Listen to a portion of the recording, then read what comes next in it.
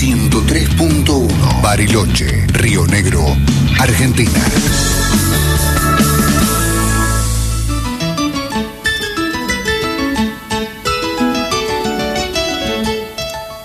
Bueno, ahora sí, en el vespertino, estos minutos gratos para charlar con nuestras invitadas, Laura de General Roca. Sí. Ambas de Roca, ¿no? Sí, Ajá. ambas somos.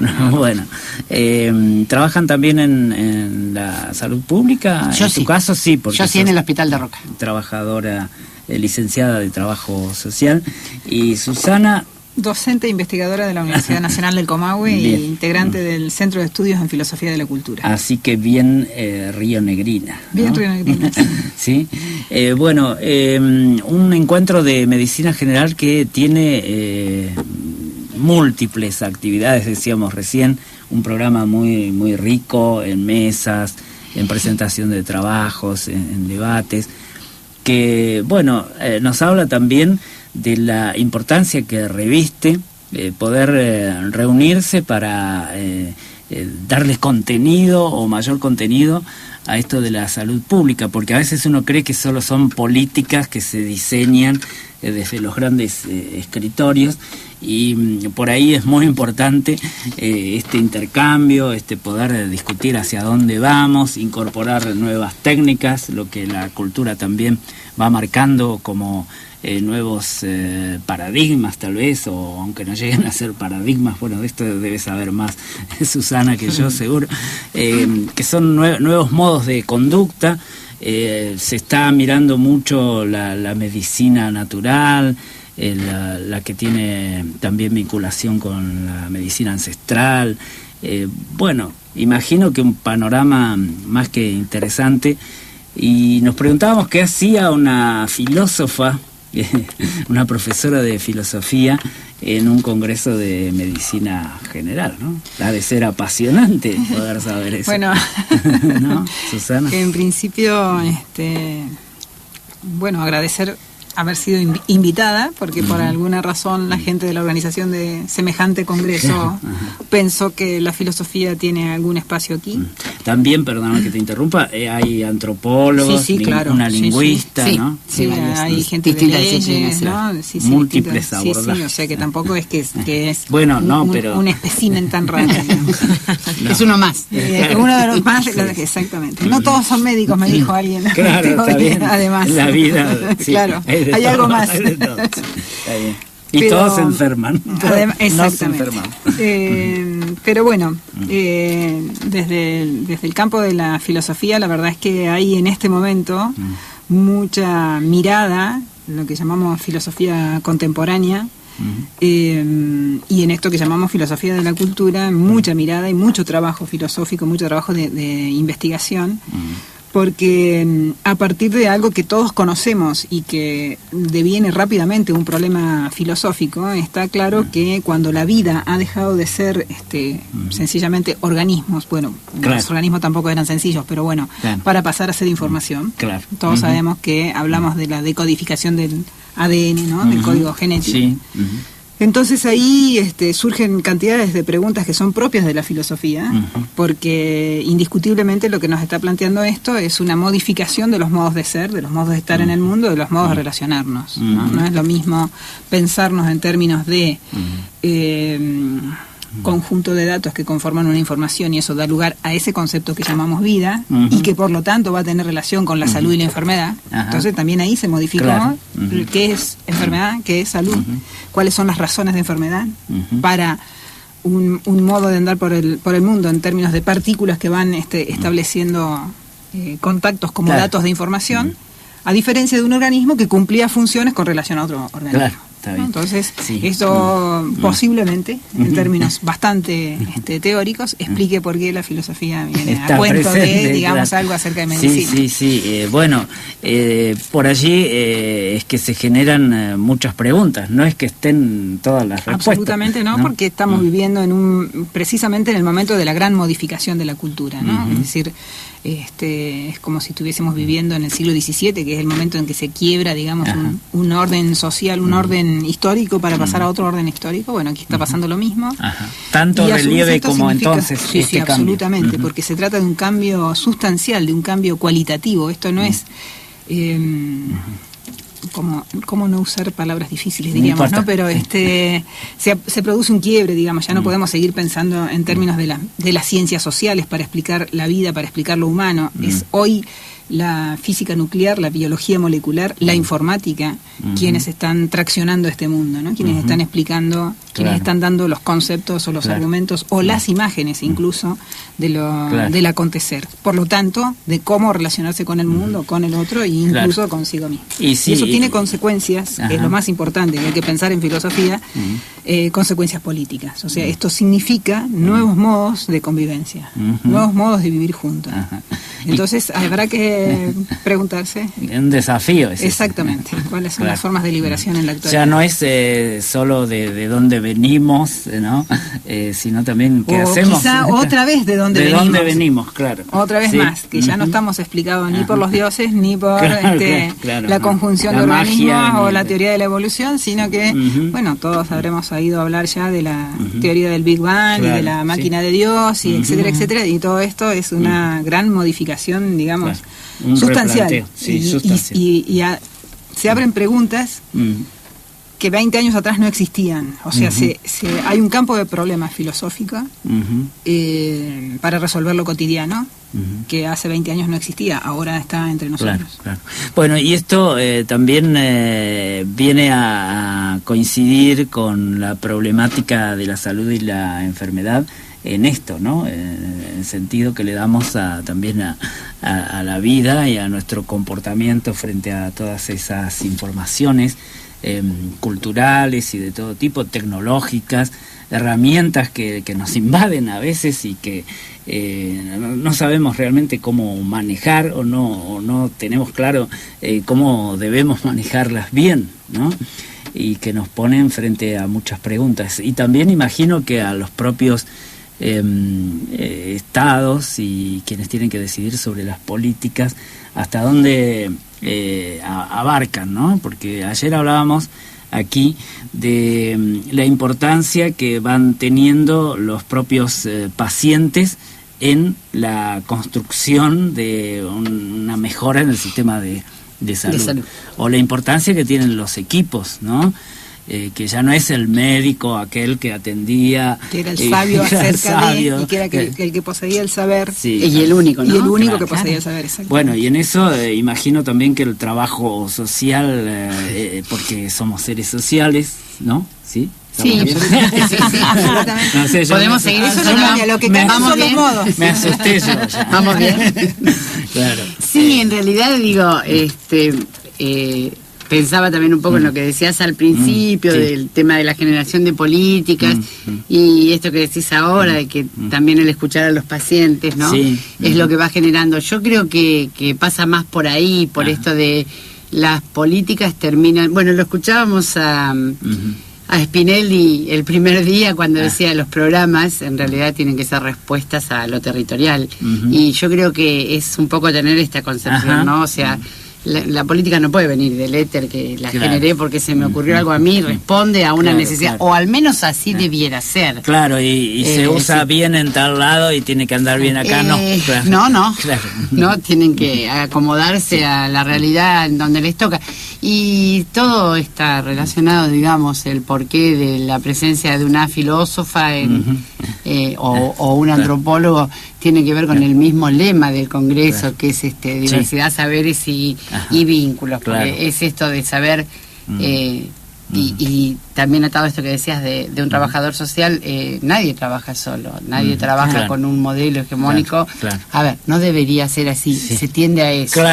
Entonces se procura como un ideal que se le dé importancia a ese trabajo. Y entender justamente que lo que se necesita es el trabajo donde los saberes se compartan, donde la diversidad se comprenda y se vea y se sepa, digamos, se reconozca, y que se reconozca aparte.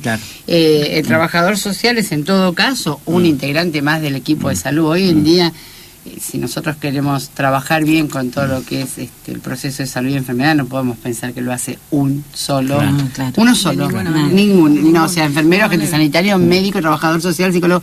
Esto es trabajo en equipo, y justamente así lo organiza la Asociación Rionegrina de Equipos de Salud, que es el nombre que tienen, ¿no? Sí. Qué bueno. Creo que pasa por ahí. También juegan en esto las fuertes inequidades, ¿no?, que persisten en nuestra sociedad y que muchas veces demandan por ahí una decisión de priorizar determinadas cuestiones o no.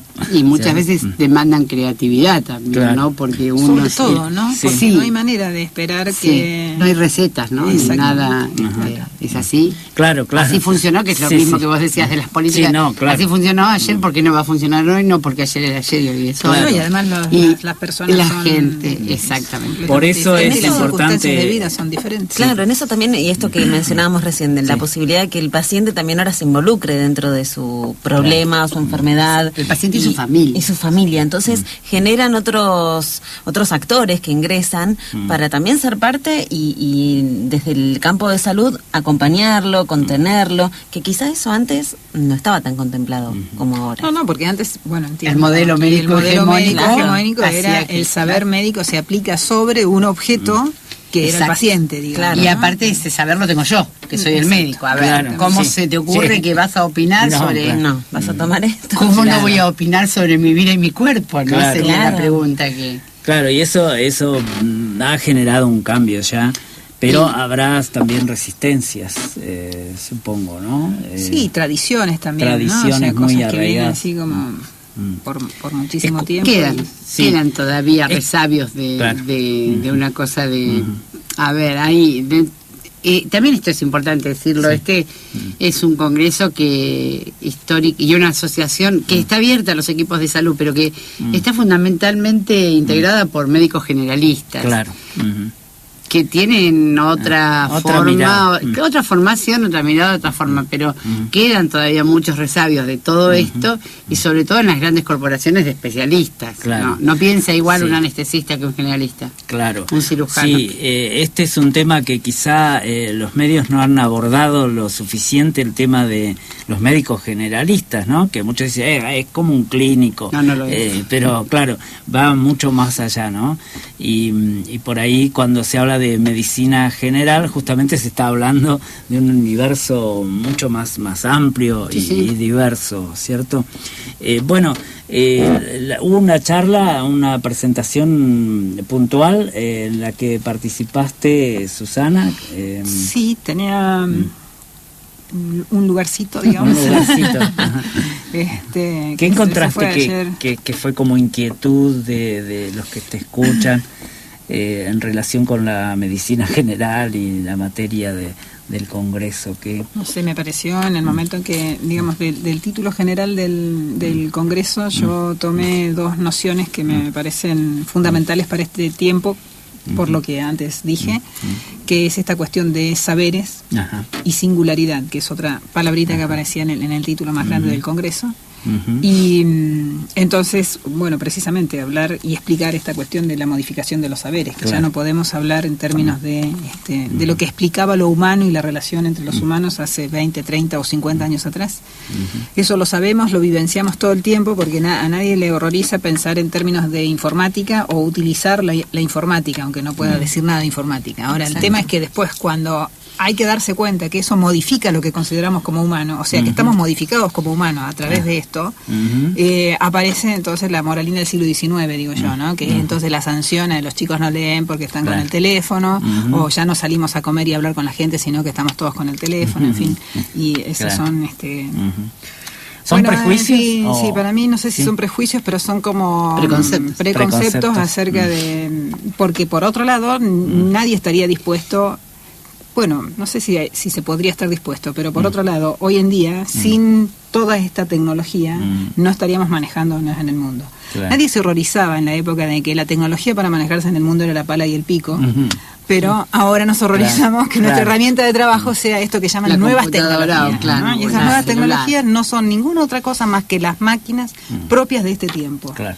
Y todo depende de cómo la usamos. Del no uso, son ni buenas ni malas. Sí. Igual yo voy un poquito más adelante, más adentro de eso, y es que no es que la tecnología está frente a lo humano, sino que la tecnología nos constituye. Nos constituye. Exactamente. El hombre de las cavernas ya era un señor tecnológico. El garrote le servía para cazar su alimentación, para defenderse de otros, para pelearse con otros. Esa era la tecnología de la época. Eso constituía, digamos, no hay hombre, el proceso de hominización se completa, se produce, digamos. Empezamos a hablar de hombres o de humanidad a partir de que hay una tecnología que instituye lo humano, digamos. Claro. Bueno, la que nos toca... El humano en acción con tecnología. Exactamente, porque ¿qué es ser humano sino manejarse en un mundo en relación con otros? O sea, esto es política y consigo mismo esto es ética. Bien, a cada época eso se produce en virtud de la máquina propia de esa época. De la época. Entonces, estas son nuestras máquinas. Entonces, claro, cuando uno dice algunas de estas cosas, por ahí la gente joven queda más, que hay muchos jóvenes, eso es destacable. Está bueno. Sí, este congreso es muchísima, la gente joven está muy bueno. Sí. Muy bueno. Entonces, hay como una consonancia, porque los jóvenes ya nacieron en esta época. Claro. Somos nosotros los que tenemos así como la cuestión así de... así que en ese sentido, me sentí como muy escuchada. Interpretada, en fin. Y para mí fue de altísimo aprendizaje, primero porque es un poco poner en juego lo que nosotros trabajamos como en el proyecto de investigación y ponerlo en juego en un lugar que no estábamos hablando en un congreso de filosofía, claro, que entonces uno ya sabe acá había que hablar de hablar en filosofía, pero bueno, no en código, no para el gueto, digamos, de que todos pudieran entender, claro. Bueno, o percibir algo. O percibir, claro. Igual menos... yo por ahí, un poco de afuera, debo decir que fue muy bien recibida la participación de Susana. Primero que esta pregunta que hace una filósofa en un congreso de medicina general, que ella se hacía y que lo dijo en la mesa, fue una pregunta que se hizo mucha gente, ¿no? Porque ¿qué va a venir a hablar? Después cuando la escuchamos, realmente, bueno, así como la escuchamos ahora acá, es muy rico siempre lo que tiene que decir Susana. Despierta muchas cosas. Hay gente gente, qué sé yo, que vino y me dijo así, estoy maravillado, parece poesía surrealista. Sí, esa fue la frase que se quiso. Qué buena definición de filosofía. Fue muy graciosa. Y hubo mucha gente que dijo... bueno, es un momento surrealista en algún sentido, porque estamos habituados a comprendernos como en el seno de lo que conocemos como el humanismo, ¿no? El concepto del hombre, de los derechos, de esa institución, digamos, de lo humano en términos, humanistas, digamos, el hombre en el centro. Lo define, Ahora, estas ciencias que son ahora las que están traccionando el mundo y describiendo el mundo, que a su vez son los hombres las que han inventado esos saberes, digamos, estas nuevas herramientas, modifican eso radicalmente, digamos. Entonces, por ahí es llamativo que que estemos estudiando esto, pero en realidad eso es lo que es la filosofía. Filosofía es pensar el presente, y si no, no es nada. Pero además agrego otra cosa por esto de la poesía surrealista. Filosofía o es ficción o no es nada. ¿No? La filosofía no es una reflexión sobre la realidad, sino inventar los conceptos que explican el presente que estamos viviendo.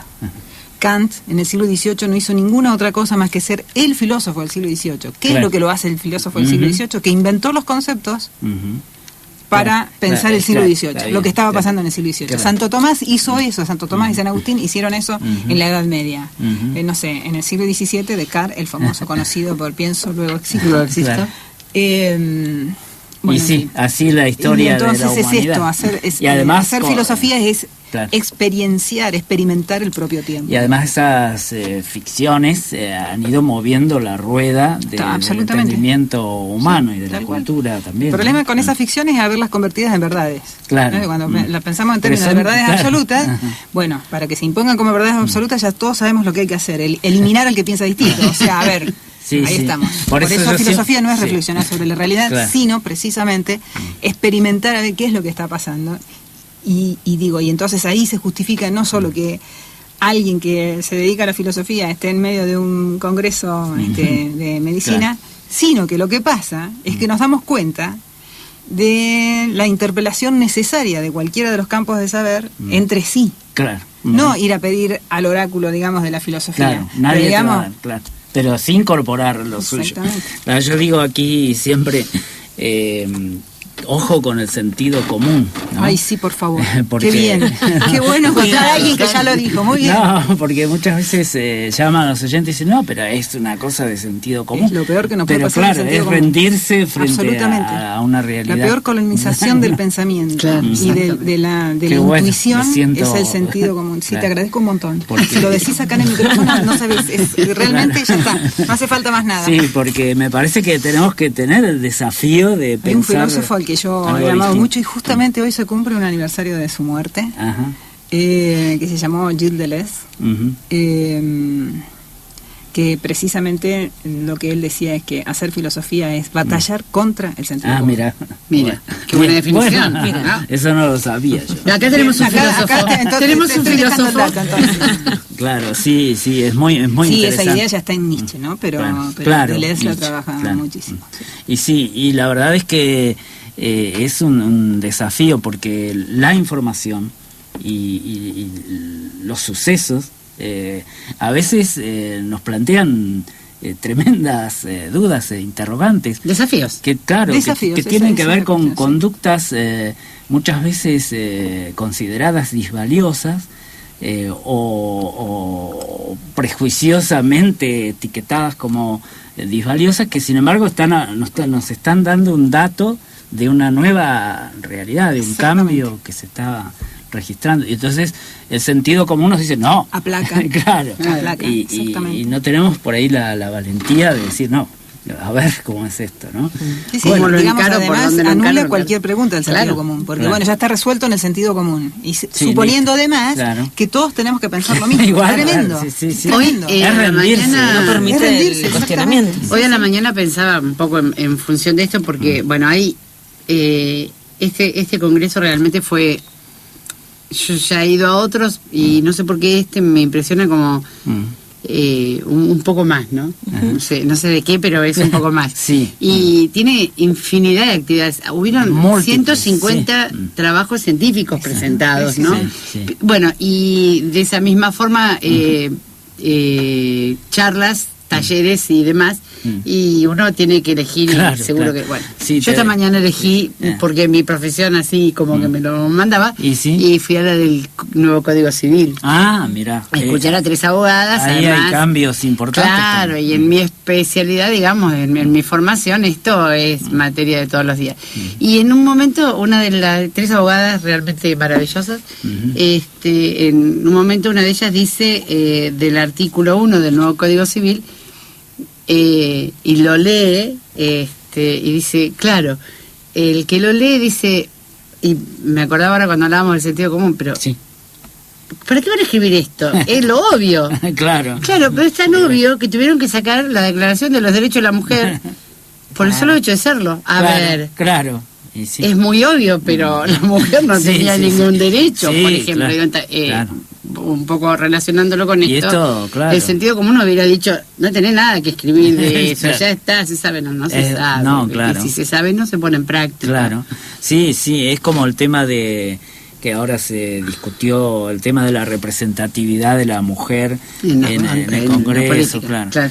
Y vos decís, sí, bueno, algunos dicen, no, bueno, es discriminatorio porque establece un porcentaje que debería ser naturalmente aceptado. Pero también en la convención ocurre que no se da ese Exacto. reconocimiento. Sí. Entonces, es una... Sí, no una todo lo linda obvio es tan obvio, discusión. ni todo lo del sentido común es tan del sentido común, eso es así. Sí. Bueno, ¿y cómo están trabajando en Roca? Bien, ¿sí? Bien, en Roca... ¿En el hospital? Sí, ¿estás en el hospital? Estoy en el hospital, Ah. Digamos que no escapa la realidad de la provincia, ¿no? O sea, si pensamos qué problemas tiene el hospital de Bariloche o el de Viedma o el de Roca, son más o menos en los lo mismo. hospitales hay mucho poner de la gente que Muchísimo, trabaja, ¿no? gracias a Dios hay gente maravillosa en los hospitales. Ahora han habido algunos avances en cuestión de tecnología y demás que se han ido incorporando en los hospitales, algo de construcción también de la cuestión edilicia, digamos, pero yo creo que lo que sostiene la buena salud pública realmente que tiene la provincia es la gente que tiene. Y en Roca puntualmente han entrado un grupo de especialistas, es uno de los hospitales de referencia de la provincia, así que han entrado un grupo de especialistas, Bariloche, Roca, Chipolete y Viedma, que han permitido avanzar en un montón de tratamientos y de cosas y que son buena gente aparte, porque eso está muy bueno, pero son muy buena gente. Las pacientes realmente sienten que no solo les resuelven su problema de salud, sino que los escuchan, los acompañan, así que por lo demás no escapa la realidad. Claro, buena gente, es decir, son sensibles, solidarios, abiertos. Y que escuchan al paciente, que es una de las cosas que por ahí, hablando de los especialistas, digo, ¿no? Porque... Y vuelvo a la diferencia que hacíamos entre el médico generalista y el especialista, ¿no? Claro. El especialista no tiene, en términos generales, la costumbre de dedicarle un rato más al paciente. A ver, tiene un hígado, lo trata. Claro. No tiene un paciente que tiene un problema en el hígado. Tiene un hígado y lo trata. Pero la gente más joven suele ser una discusión importante que solemos tener. Los profesionales más jóvenes que están entrando, y yo creo que acá en este congreso hay varios especialistas, no generalistas, gente joven, están mostrando que por ahí hay un cambio. Tiene que haberlo, creo yo, ¿no? Porque tiene que haberlo, pero bueno. También hacia la formación, creo. Sí, también tiene un límite, diríamos, en el campo de la filosofía, un límite epistemológico. Todos sabemos que un especialista es el que cada día sabe más y más, de menos y menos, y un día llega a saber todo de nada. Por lo tanto, tiene que articular. Nosotros vamos a presentar un taller sobre seguridad y calidad en la atención del paciente, y una de las diapos que presentamos dice: antes la medicina era sencilla y segura, ahora es mucho más no complicada, sino compleja, digamos, e insegura. Totalmente. E insegura, porque tanto... A ver, yo me río con algunos especialistas, bueno, y ahora va a saltar porque voy a decir de qué, pero pero digo, como vos no podés ser especialista del dedo índice de la mano derecha. Claro. Vos sos traumatólogo, ¿viste? Tan especializado está que al final que es Susana no terminás resolviendo nada, ¿viste? Pero bueno, yo tengo la sensación, por lo que veo, que los profesionales jóvenes que están llegando vienen un poco con otra cabeza, no son más... Y condicionan mucho los intereses, porque ayer hablábamos, creo que lo hablamos con el doctor Ali, el hecho de que el Congreso no tiene el auspicio de un laboratorio como sucede con nunca lo tuvo. Filosofía del Congreso.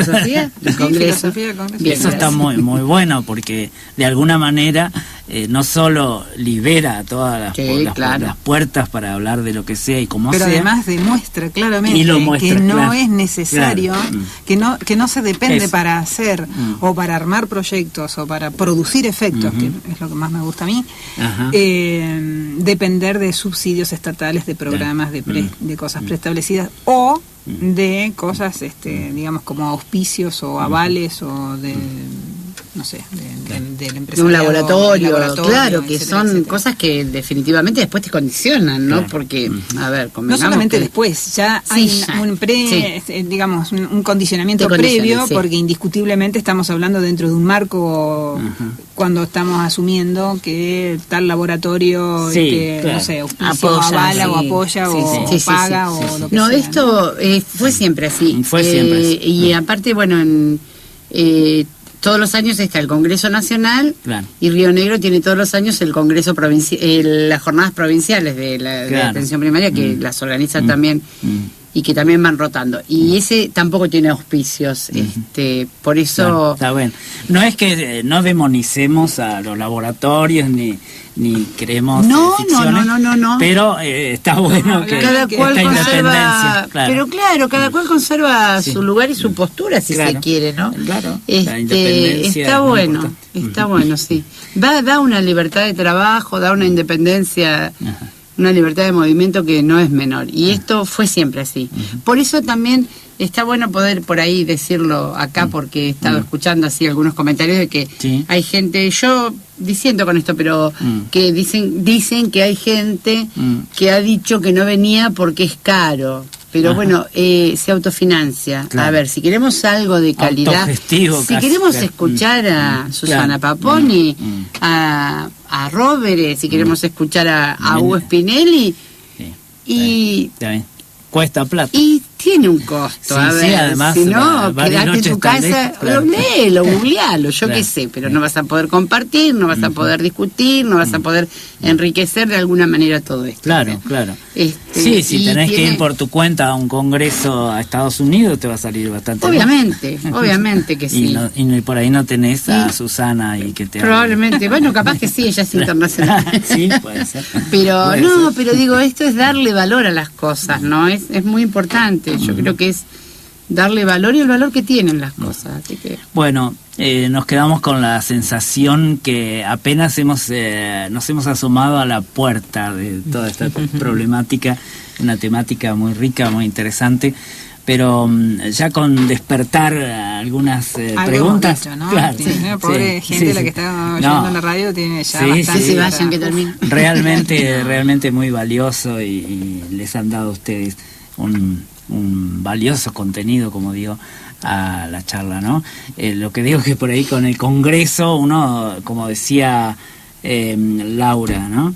Hay tantas cosas, ¿no? Que uno dice, me gustaría estar. A mí me pasa con los festivales de cine, con tantos documentales, todos al mismo tiempo, que uno dice lo que me pierdo, ¿no? Sí. En vez de pensar lo bueno de elegir algo. Claro, y también siempre yo por ahí me consuelo como para no sentirme mal, ¿no? Digo, bueno, está bien, pero si yo me perdí, qué sé yo, a Cintia Altamirano por ir a escuchar a Spinelli, tengo que pensar que si lo hubiera escuchado a Cintia, me perdí a Spinelli. Entonces, elegir siempre es renunciar a alguna otra cosa, así que... Claro. Participa la gente con los congresistas, con preguntas, con iniciativas. No solamente eso, sino que hay una presencia en todo. De hecho, yo esta mañana participé de un taller de meditación y hubo un momento en que la sala, que es muy grande de todas maneras, no admitía más. Claro, tuvieron que poner cupos en varios por la cantidad. O sea, y todos tenían acontece por ahí en los congresos que la gente va, se inscribe y después pasa a retirar el certificado, digamos, ¿no? Pero en cambio acá hay como una activa y acá interés verdadero. Y se nota mucho porque hay 1100 y algo inscriptos, lo cual es una cantidad enorme, digamos. Ahí el BEC, ustedes saben mejor que nosotros lo que es el BEC, vieron que tiene 3 salones. Sí, muy lindo. Están permanentemente los 3 salones llenos, por ejemplo, en las mesas centrales, ¿no? Y después en las quien viene a participar, es muy notorio está eso, ¿no? interesante. Y aparte muy buenos talleres, yo en los que he participado hasta ahora, algunos los he elegido así como medio, me acordaba de cuando yo iba al cine que daban 2 películas y la de relleno era de relleno, después estaba a ser la más linda, y era lo que más me gustaba. Bueno, acá me ha pasado lo mismo. Hoy me quedé un rato y digo, voy a entrar a ver este taller. Me quedé fascinada con gente del Bolsón que tiene una experiencia de educación para la salud. Y porque cada uno trae su experiencia en la práctica y uno aprende o fortifica conceptos, seguro, ¿no? Y aparte eso sobre todo aprende, que eso es lo bueno de la idea de estos congresos, que es el compartir saberes. A ver, hay otro que me hace a mí quien soy y que tiene saberes que me enriquecen a mí y yo a él, y estos son espacios de encuentro, porque es muy rico lo que uno se lleva de los talleres, las charlas y demás, pero es riquísimo lo que se lleva de charlar con el otro. Y además tecnologías al margen, ¿no? Susana, el contacto humano es muy importante, ¿no? Muy rico, el conocerse mano a mano y charlar y compartir. Bueno, y una cosa quería preguntarte a propósito de estos cambios. Yo veo que por ahí hay una creciente valorización, no sé si estoy equivocado, de técnicas de medicina ancestrales. Las cosas que, no las que hacía la abuela, sino antes, más de antes. ¿no? Hubieron talleres. Claro, y como que van participando, tienen su lugar también en este marco de la medicina general y los equipos de salud, y además las técnicas que a uno por ahí le suenan novedosas, por llamarlas de alguna manera, como aromaterapia o musicoterapia, ¿no? Que son como tomar elementos de la cultura y dirigirlos a un fin, en este caso, terapéutico, ¿no? La pregunta es lo valioso o no de esto. Claro, sí, esto encuadra dentro de estos antes voy a abrir un paréntesis así muy importante, porque entonces abro paraguas, me defiendo y digo, en filosofía no vale estar de acuerdo o no estar de acuerdo, no sirve para nada eso. Porque eso no te deja pensar. Claro. Eso es para otro espacio. Ya te detiene. Exactamente. Claro. Entonces, en realidad, lo que sí tiene sentido, digamos, en términos de pensar el presente, es ver en cada una de esas prácticas, por ejemplo, las que vos mencionaste, qué acontecimientos se van produciendo. Ajá. Y de hecho se van produciendo conexiones vitales o conexiones no tan vitales, digamos. Correcto. Y aunque nos parezca mentira, los saberes que circulan y que instituyen históricamente a las sociedades no nacen de la universidad. La universidad solo reproduce un saber que se gestó en otro lugar. Mira.